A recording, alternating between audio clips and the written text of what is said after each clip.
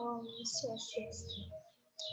Yang terhormat kepada para penguji proposal karya tulis ilmiah. Perkenalkan, nama saya Ida Nirmayani, NIM P013134080019. Baik, di sini saya akan mempresentasikan mengenai gambaran total plate count dan identifikasi Escherichia coli pada susu kambing segar yang dijual pedagang di Kampung Jawa, Kecamatan Denpasar Utara.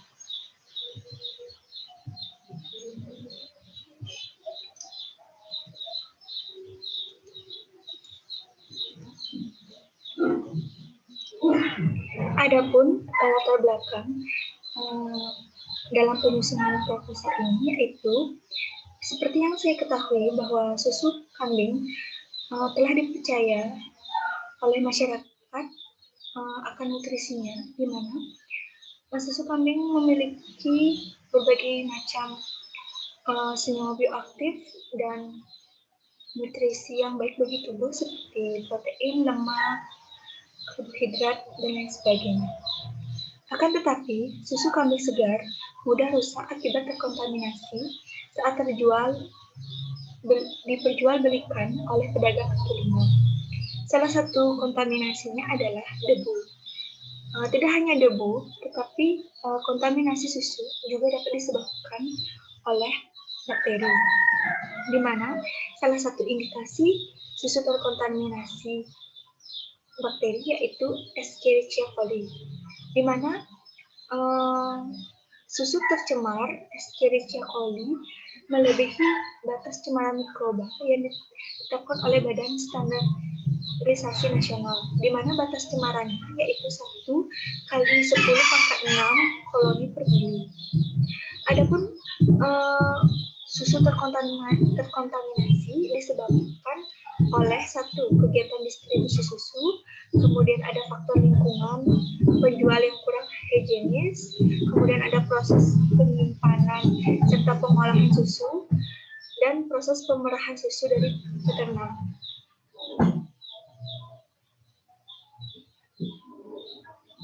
Di mana jika susu terkontaminasi oleh bakteri itu akan menyebabkan keracunan bagi konsumen seperti diare, di mana seperti yang saya ketahui bahwa Escherichia coli dapat menyebabkan diare pada manusia. Menurut studi pendahuluan dari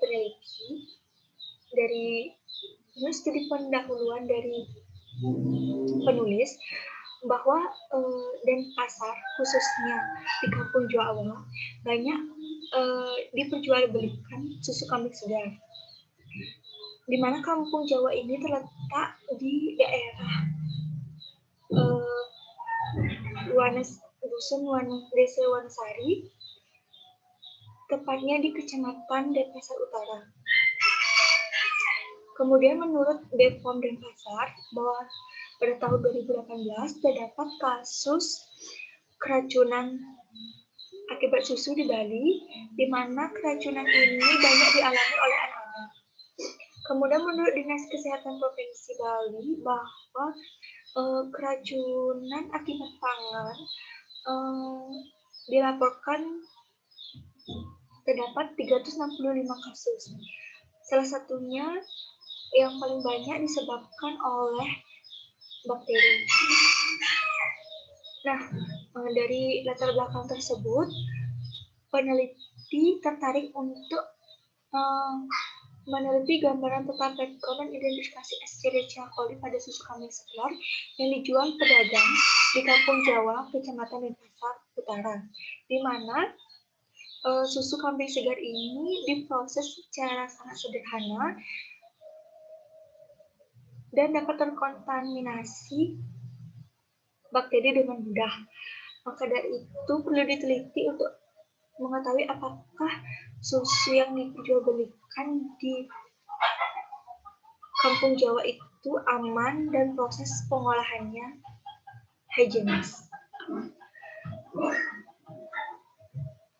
Dari latar belakang tersebut, maka rumusan permasalahan yang dapat diambil yaitu bagaimana gambaran total plate count Dan apakah ada bakteri Escherichia coli pada susu kambing yang dijual pedagang di kampung Jawa, Kecamatan Denpasar Utara?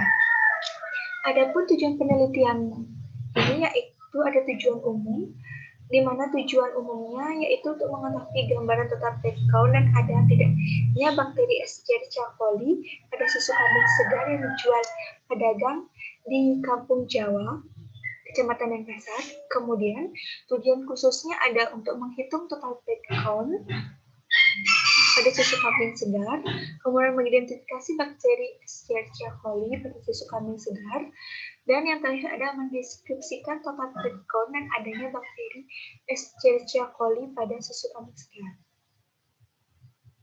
Adapun manfaat penelitian kali ini yaitu ada manfaat teoritis dan manfaat praktis. Di mana manfaat teoritis itu untuk menambah wawasan pembaca mengenai gambaran total plant count dan adanya Escherichia coli pada susu kambing segar yang dijual pedagang di kampung Jawa, Kecamatan Denpasar Utara. Kemudian untuk manfaat praktisnya dapat dibagi menjadi dua, yaitu bagi masyarakat dan bagi peneliti.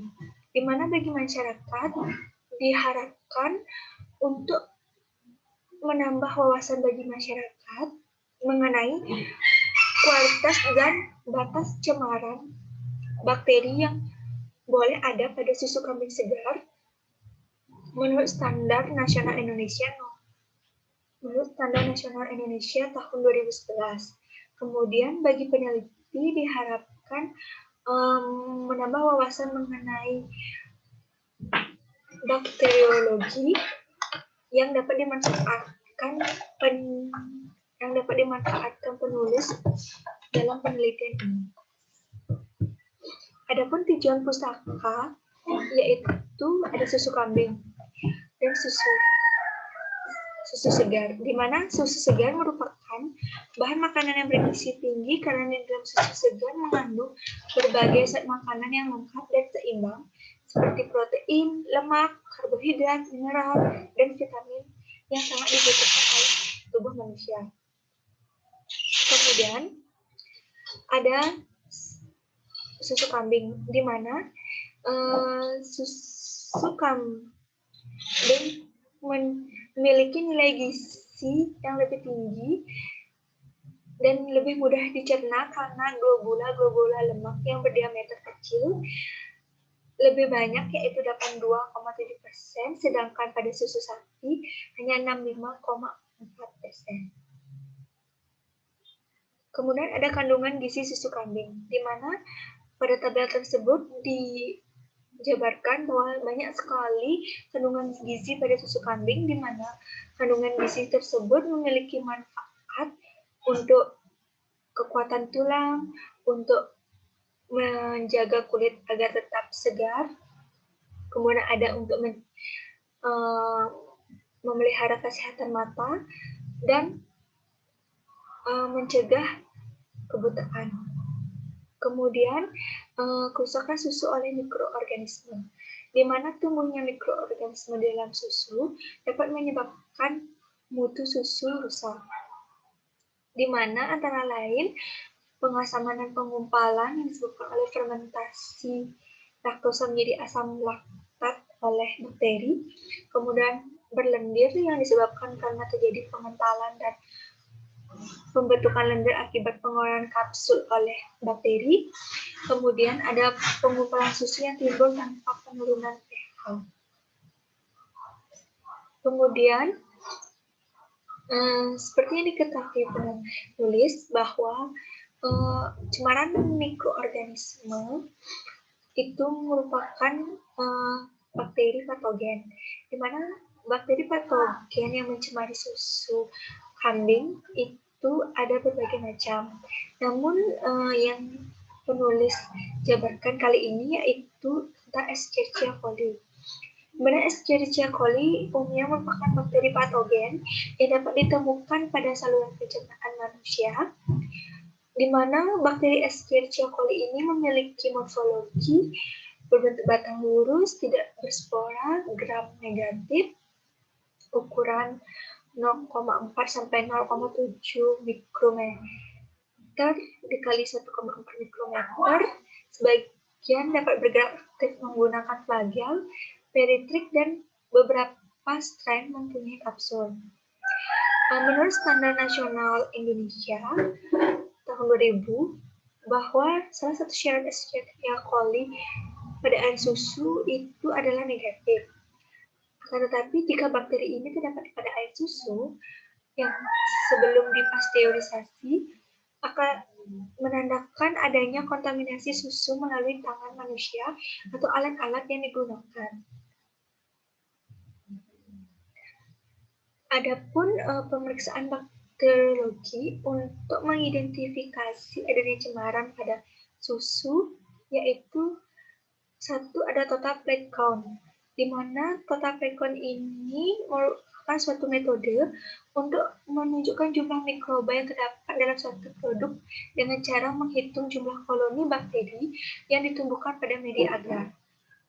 Di mana bakteri aerob mesofil dapat tumbuh setelah sampel diinkubasi dalam pembendihan yang cocok, yaitu pada suhu 37 derajat Celcius selama 24 jam atau sampai 48 jam. Kemudian ada identifikasi Escherichia coli. Bakteri Escherichia coli ini dapat tumbuh pada media CCA atau Chromocule coliform agar, yang kemudian akan dilanjutkan dengan uji konfirmasi, yaitu uji indol. Di mana media CCA ini merupakan media selektif diferensial yang dapat mendeteksi pertumbuhan bakteri coliform dan E. coli. Kemudian ada uji indol dilakukan sebagai uji konfirmasi adanya Escherichia coli yang tumbuh pada media CCA. Uji indol digunakan untuk menentukan kemampuan suatu organisme menghasilkan indol dari hasil degradasi asam amino triptofan. Kemudian ada kerangka konsep. Di kerangka konsep ini diketahui bahwa susu kambing segar dapat tercemar akibat lingkungan yang kurang higienis, proses penjualan, proses pengolahan susu kambing segar, di mana cemaran tersebut dapat terjadi pada susu kambing segar, yaitu cemaran biologis. Di mana cemaran biologis ini dapat diuji dengan uji mikrobiologi, yaitu uji bakteri. Di mana uji bakteri dapat menjadi dua, yaitu uji total plate count dan identifikasi Escherichia coli. Pada total plate count digunakan untuk mengetahui kualitas, daya simpan, serta higienitas pada suatu produk minuman, di mana